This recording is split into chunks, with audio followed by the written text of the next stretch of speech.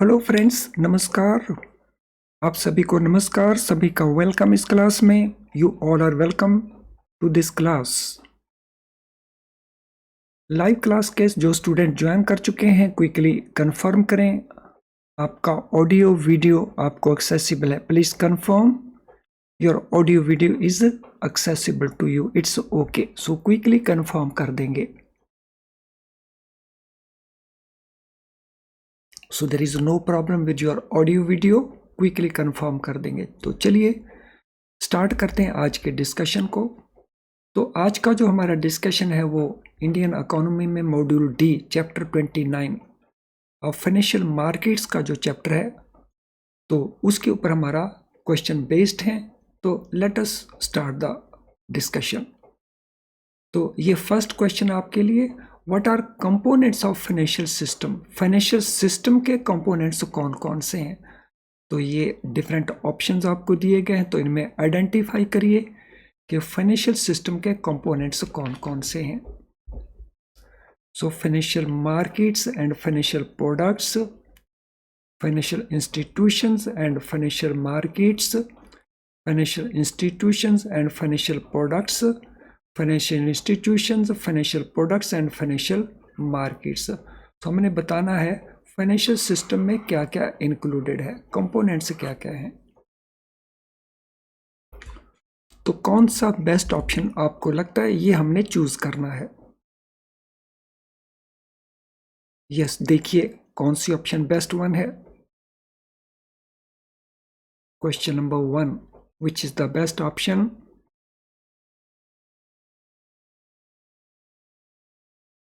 So best option है यहाँ पे डी। फाइनेंशियल इंस्टीट्यूशंस भी उस सिस्टम में आएंगी, फाइनेंशियल प्रोडक्ट्स भी उसमें आएंगे और फाइनेंशियल मार्केट्स भी उसमें आएंगे। ये सारे के सारे कंपोनेंट्स हैं फाइनेंशियल सिस्टम के। What is definition of financial market? Financial market का डेफिनेशन क्या है?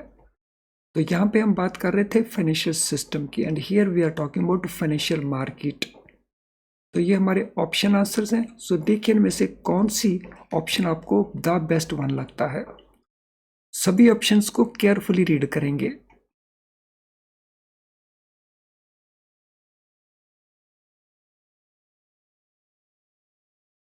Question number 2, read all options carefully.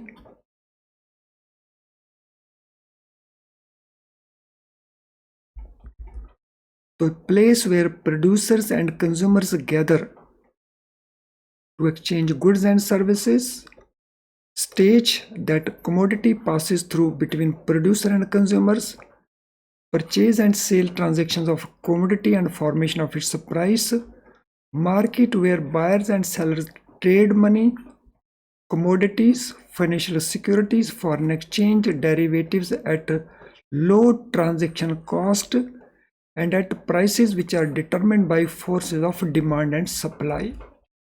तो कौन सी ऑप्शन बेस्ट डिफाइन करती है फाइनेंशियल मार्केट्स को? Question number 2। So what is the answer for question number 2?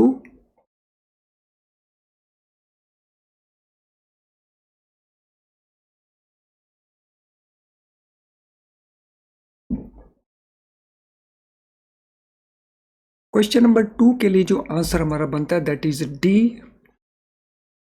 एक ऐसा मार्केट जहां पे बायर एंड सेलर मनी को ट्रेड करते हैं, बाय करते हैं, सेल करते हैं। कमोडिटीज भी हो सकते हैं, फाइनेंशियल सिक्योरिटीज भी हो सकती हैं, फॉरेन एक्सचेंज हो सकती है, डेरिवेटिव हो सकते हैं, लेकिन all this is done at low transaction cost and it is done at a price which is determined by demand and supply forces।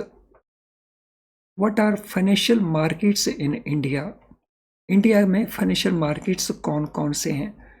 Credit market, money market, foreign exchange market and capital market, debt market, insurance market, derivative market, credit market, money market, foreign exchange market, debt market, capital market, derivative market, insurance market, debt market and capital market. तो इनमें से best option कौन सी लगती है question number 3 के अंदर? Read all options very carefully and then answer करिए। So financial markets इनमें कौन सा है? What is the best option answer के लिए?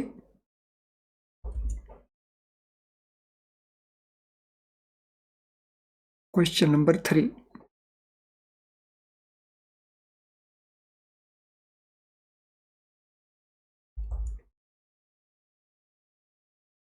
सो आंसर हमारा बनेगा C, the credit market, money market. So कितने सारे मार्केट हैं जो फाइनेंशियल मार्केट में इंक्लूड होंगे?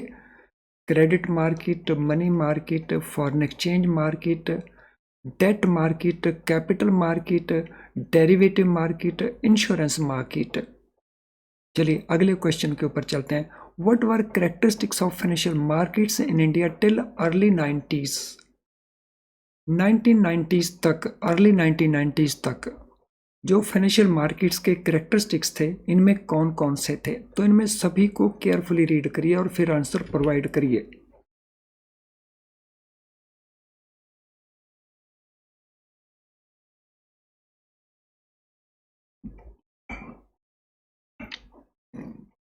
क्वेश्चन नंबर 4,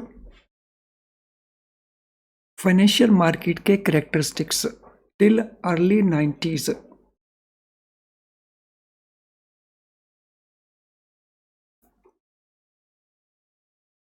तो टिल अर्ली 90s यानी इकोनॉमिक रिफॉर्म्स प्रोसेस 1991 में आया, तो अराउंड दैट टाइम तो it were be control over pricing of financial assets, restriction on flow और transactions, barriers to entry, low liquidity and high transaction cost. तो जो financial assets की pricing थी, for example rate of interest on loans और may be on deposits, या जो flow और transactions के ऊपर कई प्रकार की restrictions, low liquidity because CRR and SLR were used to be very very high and as a result high transaction cost. तो ये करेक्टरिस्टिक्स थे फाइनेंशियल मार्केट्स के till early 90s। What was purpose of financial sector reforms in India in the early 1990s? So 1991 में reforms का process शुरू हुआ, तो उसका पर्पस क्या था? तो ये हमारे ऑप्शन आंसर्स हैं। देखिए इसमें कौन सा ऑप्शन आपको लगता है कि वो बेटर है। To bring about transformation in structure, efficiency, stability of financial markets and also integration of markets, to introduce free pricing of financial assets in almost all segments, to improve trading, clearing and settlement practices, and to improve informational flows, transparency and disclosure practices। तो हमने बताना है जो reforms process हुआ financial sector में उसका purpose.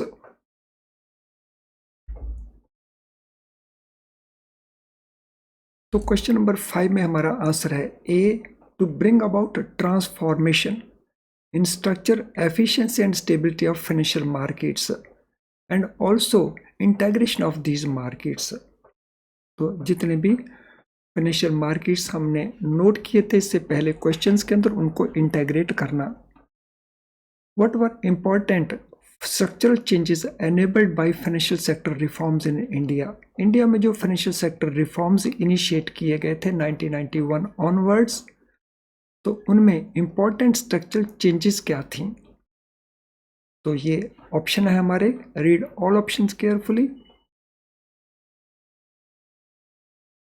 Free pricing of financial assets in almost all segments, relaxation of quantitative restrictions, removal of barrier to entry, new methods of flotation, issuance of securities, increase in a number of instruments, enlarged participation, improvement in trading, clearing and settlement practices, improvement in the informational flows, transparency and disclosure practices, control over pricing of financial assets, restrictions on flows and transactions, barrier to early entry, low liquidity and high transactional cost, और none of the above। तो ये उसमें important structural changes थी। तो जो financial assets की pricing थी वो डीरेगुलेट की गई इन ऑलमोस्ट ऑल सेगमेंट्स। जो क्वांटिटेटिव रिस्ट्रिक्शंस थी उनको रिमूव किया गया, जो एंट्री के बैरियर्स थे उनको रिमूव किया गया, जो सिक्योरिटीज को इशू करने के मेथड्स थे फ्लोट करने के उनको चेंज किया गया, नंबर ऑफ इंस्ट्रूमेंट्स को इंक्रीज किया गया और पार्टिसिपेशन को भी एनलार्ज किया गया। उनकी ट्रेडिंग में, उनकी क्लियरिंग में और उनकी जो सेटलमेंट प्रैक्टिसेस थी उनमें इम्प्रूवमेंट की गई। इंफॉर्मेशनल फ्लोज को, ट्रांसपेरेंसी को और डिस्क्लोजर प्रैक्टिसेस को इम्प्रूव किया गया। तो ये सारे के सारे इंपॉर्टेंट स्ट्रक्चरल चेंजेस थी जो फाइनेंशियल सेक्टर रिफॉर्म्स में इंडिया ने इंट्रोड्यूस की।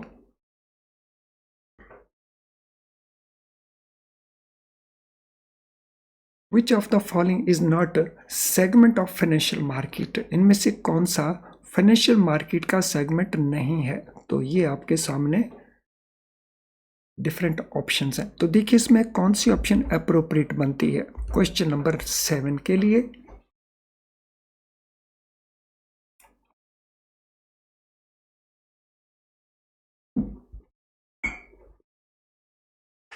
So which appears to be appropriate? So which is not a segment? हमने बताना है कौन सा नहीं है, which is not। तो हाउसिंग मार्केट फाइनेंशियल मार्केट का पार्ट नहीं है, लेकिन हाउसिंग फाइनेंस कंपनीज वो फाइनेंशियल मार्केट में इंस्टीट्यूशंस हैं। What are major institutional purveyors of credit in India? So India के अंदर जो इंस्टीट्यूशनल प्रिवेयर्स हैं क्रेडिट के अंदर, जो क्रेडिट अवेलेबल करवाते हैं वो कौन है? Commercial banks and non bank finance companies, housing finance companies and cooperative banks, money lenders and indigenous bankers या insurance companies and pension funds. हमारा आंसर है मेजर इंस्टीट्यूशनल प्रिवेयर्स को लेकर के। सो कौन सा आंसर बनेगा?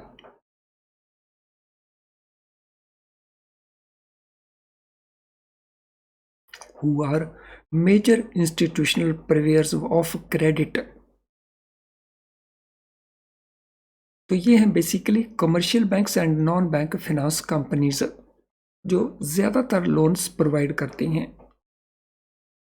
What is the term structure of credit market? जो क्रेडिट मार्केट का टर्म स्ट्रक्चर है, यानी उसका जो repayment return point of view से है, रीपेमेंट पॉइंट ऑफ व्यू से short term credit only, long term credit only, medium term credit only या short term, medium term and long term. So credit market का term structure इनमें से कौन सा बनता है?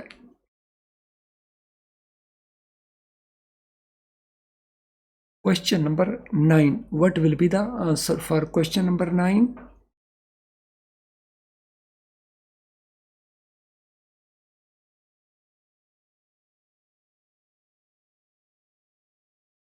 सो क्वेश्चन नंबर 9 के लिए ये बनता है short term, medium term as well as long term, यानी आंसर हमारा हो गया option D. Which of the following is not a money market instrument? इनमें कौन सा मनी मार्केट इंस्ट्रूमेंट नहीं है? हमारा क्वेश्चन है नहीं है। Call money, treasury bills, corporate bonds and commercial paper. So money market instrument इनमें कौन सा नहीं है? Call money, treasury bills, corporate bonds या commercial paper. Which one is not money market instrument? Question number 10।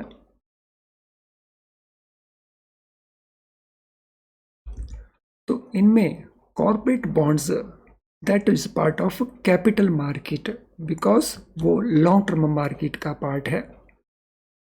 तो corporate bond is not part of money market. बाकी तीनों instrument they are part of money market. What is role of money market? Money markets का role क्या है? तो ये हमारे option answer हैं। देखिए इसमें कौन सा ऑप्शन सही बनता है।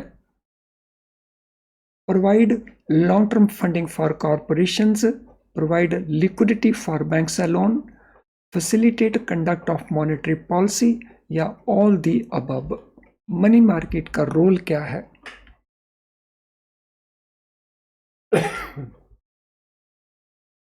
So question number 11, what is the answer? So 11 के लिए आंसर रहेगा to facilitate conduct of monetary policy. अगर हम इनमें से चूज करते हैं तो हमारा आंसर बनेगा कि ये मॉनेटरी पॉलिसी कैसे कंडक्ट की जाए इसको फैसिलिटेट करता है। इसके और भी कई सारे रोल हैं, लेकिन अगर हम इन ऑप्शन में से चूज करते हैं तो this is the only one. Which of the following provides liquidity to corporate sector? तो कॉर्पोरेट सेक्टर को लिक्विडिटी कौन प्रोवाइड करता है? Call money, treasury bills, inter corporate funds या commercial paper? So who provides liquidity to corporate sector?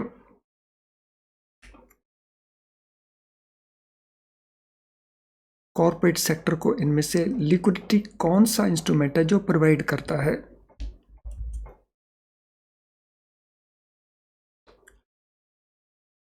सो यहां पे हमारा answer बनता है कमर्शियल पेपर।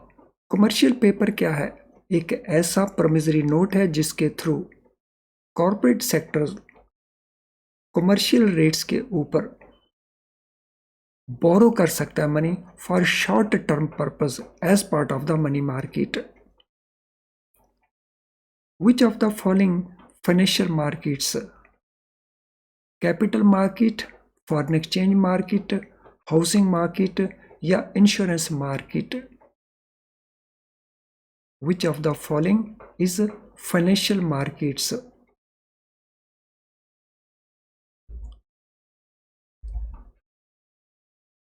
तो इनमें आंसर हमारा बनता है capital market, foreign exchange market and insurance market. तो दरअसल ये क्वेश्चन रिपीट हुआ है, विच of the following is not अगर होता तो फिर हम हाउसिंग मार्केट का आंसर प्रोवाइड करते। तो यहाँ पे हम क्वेश्चन को मॉडिफाई कर देते हैं, हालांकि इस क्वेश्चन को पहले डिस्कस भी कर चुके हैं। विच of the following is not, तो फिर हमारा आंसर हाउसिंग मार्केट बन जाएगा। What are two main types of instruments in the debt market? Debt market में दो तरह के मेन टाइप ऑफ इंस्ट्रूमेंट्स कौन से हैं? Corporate bonds and long term funds, state development loans and debentures, government securities and state development loans या corporate bonds and debentures? Two main type of instruments in the debt market. So debt markets में दो main type of instruments कौन कौन से हैं?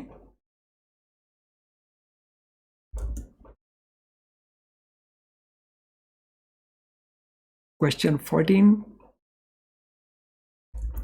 तो answer यहां पे है C, government securities. Government securities means central government की securities and state development loans SDL।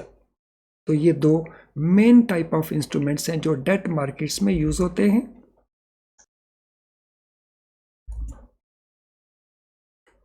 What is G security? So G security क्या है? Tradable instrument issued by central government और state government, a document of governments debt obligation, a type of corporate bond या a and B दोनों ही? Question number 15, कौन सा answer लगता है आपको?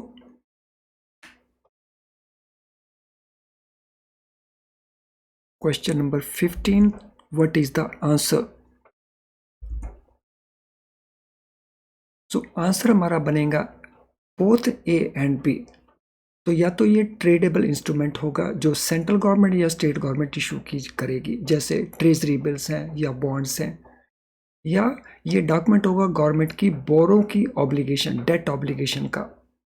तो ए एंड बी दोनों इसमें करेक्ट हैं। G security means government security. What are SDLs? SDLs क्या है? A type of corporate bonds, a tradable instrument issued by central government, a tradable instrument issued by state government या a long term debt instrument? तो SDL क्या है?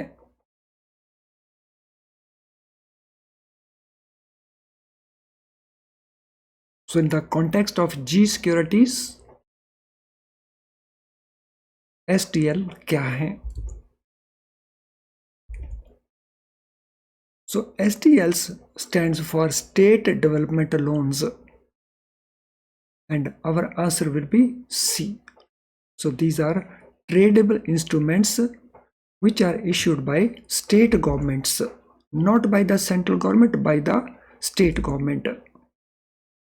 Friends, अगर अभी तक आपका लाइक डिसलाइक नहीं हुआ है कंप्लीट तो क्विकली उसको कंप्लीट कर दीजिए, जिन जिन स्टूडेंट्स का लाइक डिसलाइक रहता है। और यहाँ पे मैं आपके साथ ये शेयर करना चाहूँगा, अगर अभी तक आपने प्रैक्टिस क्वेश्चन करना शुरू नहीं किए तो you are already running late. तो क्वेश्चन प्रैक्टिस जितने ज़्यादा करेंगे उतनी क्लैरिटी आएगी, क्योंकि वीडियो लेसन वॉच करने के बाद आप कॉन्सेप्ट को अंडरस्टैंड तो कर जाते हैं लेकिन अपने आप को टेस्ट नहीं कर पाते। तो टेस्ट करने के लिए आप हमारे क्वेश्चन बैंक को यूज़ कर सकते हैं, जो हमारी ऐप के अंदर आपको अवेलेबल हो जाएगा। यस, तो इसको डिले मत करें, अगर आपने ऑलरेडी इसको शुरू नहीं किया तो यू शुड स्टार्ट इट।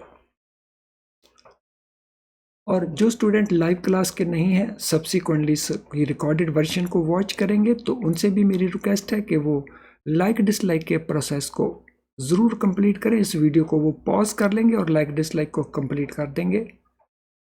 सो आपके लाइक डिसलाइक से जो दूसरे स्टूडेंट्स हैं उनको एनकरेजमेंट मिलता है कि उस वीडियो को वो वॉच करें और इसका बेनिफिट लें।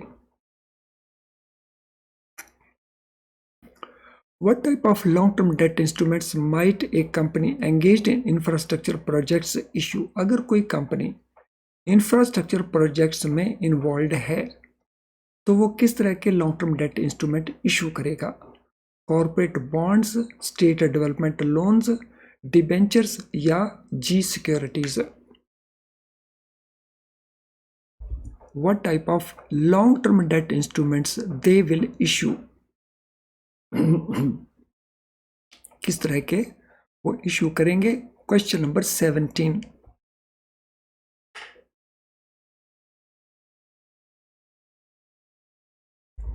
तो दे विल इशू डिबेंचर्स, वो डिबेंचर्स इशू करेंगे। सो डिबेंचर्स क्या होते हैं? ये लॉन्ग टर्म रीपेमेंट के इंस्ट्रूमेंट्स होते हैं।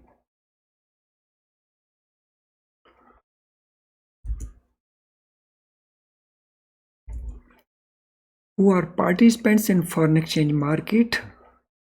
Banks, authorized dealers जिनको हम कहते हैं, customers and RBI, central government, state government and RBI, corporations, customers and RBI, state governments, customers and RBI। तो इनमें से मोस्ट एप्रोप्रिएट आंसर हमारा ऑप्शन कौन सा है क्वेश्चन नंबर 18 के लिए? Who are participants in forex market?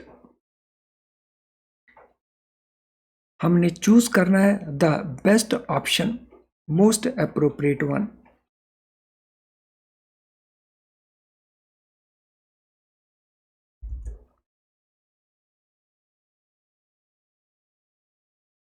So option हमारा बनेगा इसके अंदर A. So authorise dealer banks, customer जो इंडिविजुअल भी हो सकते हैं, एंटिटीज भी हो सकते हैं। Of course Reserve Bank of India is also there. What led to increasing turnover in foreign exchange markets in India? So over the years, India के जो फॉरेन एक्सचेंज मार्केट्स हैं इनमें जो ट्रांजैक्शंस का टर्नओवर है वो इंक्रीज करता रहा है। तो इनके पीछे रीजन क्या है? तो ये हमारे ऑप्शन आंसर्स हैं। देखिए कौन सा ऑप्शन करेक्ट बनता है क्वेश्चन नंबर 19 के लिए। Which option is correct? कौन सा ऑप्शन करेक्ट बनता है? Question 19।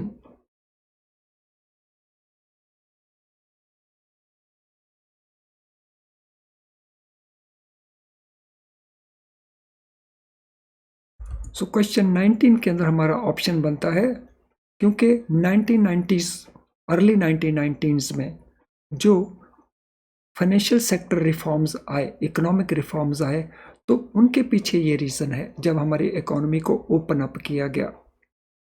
What are two distinct types of derivatives? दो डिस्टिंक्ट टाइप्स ऑफ डेरिवेटिव्स कौन से हैं? ओवर द काउंटर डेरिवेटिव्स या interest rate derivative swaps, exchange traded derivatives या options, over the counter derivatives या exchange traded derivatives, forward contracts या options. तो हमने बताना है two distinct types of derivatives कौन से हैं और चूज हमने इनमें से करना है। Question number 20, what will be the answer for question number 20? क्या आंसर रहेगा क्वेश्चन नंबर 20 के लिए?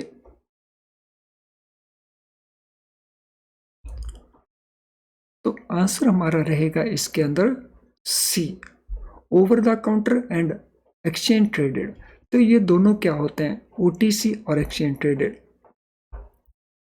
सो ओटीसी डेरिवेटिव्स, जो डेरिवेटिव वो हैं जो टू पार्टीज के बीच में कॉन्ट्रैक्ट्स हैं। It is contract between two parties और वो दोनों ही पार्टीज इसमें डील करते हैं, तो इनको हम कहते हैं ओटीसी। और एक्सचेंज ट्रेडेड मीन्स जिनका सेल परचेज थ्रू एक्सचेंजेस होना है तो उनको हम कहते हैं एक्सचेंज ट्रेडेड डेरिवेटिव्स। यानी ये दो टाइप के हो गए, over the counter and exchange traded. What is capital market? So capital market को हम कैसे डिफाइन करते हैं? Market for short term equity and debt, market for long term equity and debt, market for foreign exchange, market for commodity trading. तो capital market को हम कैसे देखते हैं? Question number 21।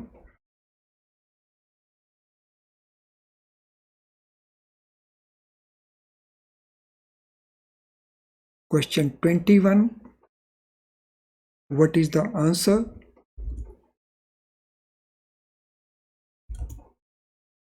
तो आंसर है ये मार्केट है लॉन्ग टर्म इक्विटी और डेट के लिए। What does capital market provide finance for? जो कैपिटल मार्केट है वो फाइनेंस किस पर्पस के लिए प्रोवाइड करता है? Short term debt and equity, long term date only, long term date and equity या शॉर्ट टर्म इक्विटी ओनली। तो किस तरह का फाइनेंस या किस पर्पस के लिए फाइनेंस कैपिटल मार्केट प्रोवाइड करता है?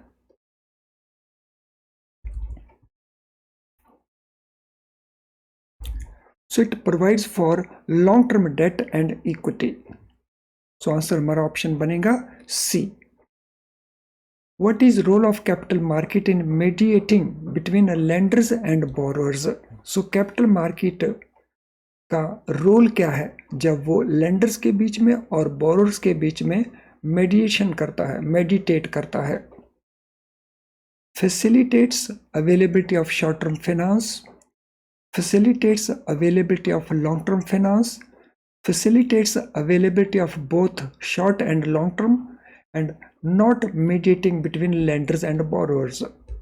तो ऑप्शन कौन सी बनते हैं क्वेश्चन नंबर 23 के लिए?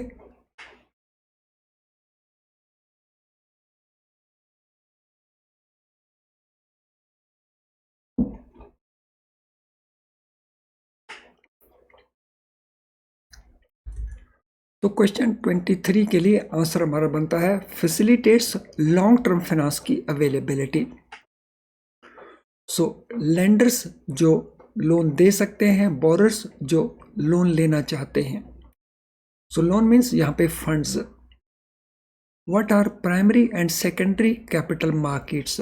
Primary and secondary capital markets क्या है?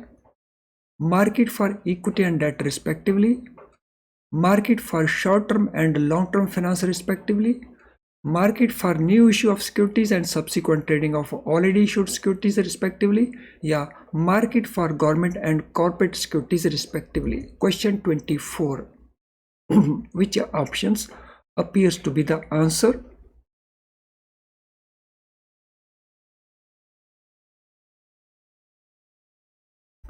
So आंसर हमारा यहाँ पे बनता है सी। सो वो मार्केट जिसमें न्यू इश्यूज हैं सिक्योरिटीज के, वो प्राइमरी मार्केट है, और जिसमें ऑलरेडी इशूड सिक्योरिटीज़ का ट्रेडिंग किया जाता है तो वो सेकेंडरी मार्केट है। तो option answer C is the best option. तो चलिए फ्रेंड्स, आज के इस सेशन को वाइंड अप करने से पहले आज के सेशन के साथ अगर आपका रिलेटेड कोई क्वेश्चन है तो आप अपना क्वेश्चन टाइप कर सकते हैं कमेंट बॉक्स में। इस वीडियो का जो कमेंट बॉक्स है तो वहाँ आप अपने क्वेश्चन को टाइप कर सकते हैं। लेकिन अगर आपका कोई क्वेरी है हमारे प्रोडक्ट्स को लेकर के या कोई जनरल इन्फॉर्मेशन आपने लेना है तो उसके लिए आप हमें या तो इस ईमेल आईडी के ऊपर या फिर हमारी ऐप का जो मैसेज बॉक्स है, तो हमारी ऐप के मैसेज बॉक्स के अंदर आप अपना मैसेज टाइप कर सकते हैं। तो चलिए हम वाइंड अप करते हैं इस सेशन को। Thank you friends, all the best.